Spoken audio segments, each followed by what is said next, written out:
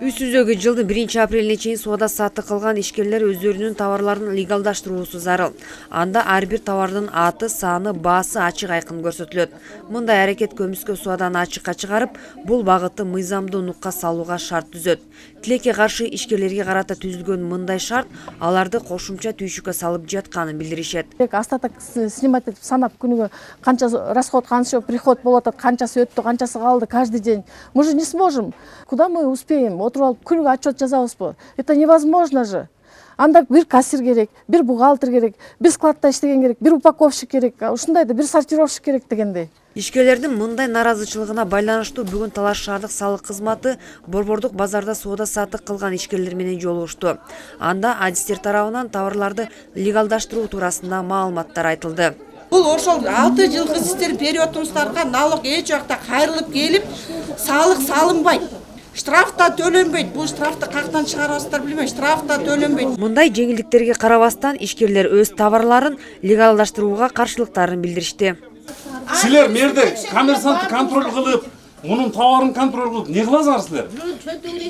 Мынерде силердин акчаңарды алып иштетип аткан эл жок берде. Мынердечи чачагарган ушул жерлердин баарын. Бул жөн эле проблема булчу. Мынердегилердин эч кимибиздин баш жетпейт ага. Канча количество жазабыз? Силер бересиздер, текшересиздер, айтасыздар. Силер туракта жазылды товар, кана калган товар. Мен жазам деп 10 штук. Ертең айтасың, бердем үчүн 12 штук. Талапка ылайык ишкерлер өз товарларын легалдаштыруусу ыктыярдуу түрдө жүргүзүлөт. Легалдаштырылгандан кийин эч кандай салык төлөбөйт жана айына же жылына эч кандай эсеп кысапта жүргүзүшпөйт. Легалдаштыруу бул мындайча айтканда ар бир жеке ишкердин өзүнүн товарын мыйзамдаштыруу да. Бул негизинде салык салуу жүрбөйт. Анткени бул базардагы жана кичи базардагылар 15 миллионго чейинкилердин бардыгы нолдук режимде отурат бүгүнкү күндө. Алар эч кандай отчет да тапшырбайт, салыктан бошотулган, бир гана ошол пенсионер эмес болсо страховой полис төлөйт, болду, башка эч кандай эч нерсе төлөбөйт. Булардын качан обороту жылдык акыркы 12 ай 15 миллиондон ашкандан кийин гана салыктын 0,5-0,1% өтөт.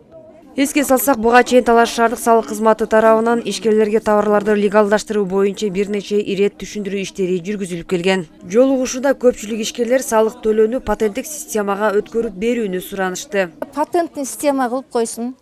Мурдадагы патентти бири алса бири алган эмес. Азыр мынакей ишкерлердин эмесине жетти да ушул патент туура экеничи. Анан мен как профсоюз катары, ушул ишкер катары, ушу элдин атынан, өзүмдүн атынан суранып кетет элем. Патенттик система кылып эле элди кыйнабаса. Бул кыйноо, просто кыйноо. ККМди киргизип койду. ККМ кышында эмне колтугуна катып жүрөбү. Канча мамлекетке бардым, мен мындайды көргөн эмесмин деп. ККМ чек басып берген, ушундай майда базарлардан эч ким жок, бүт мамлекетте. Анан жөн эле кыйноо да бул. Патенттик система болсо, наоборот, налогко көбүрөөк акча түшмөк.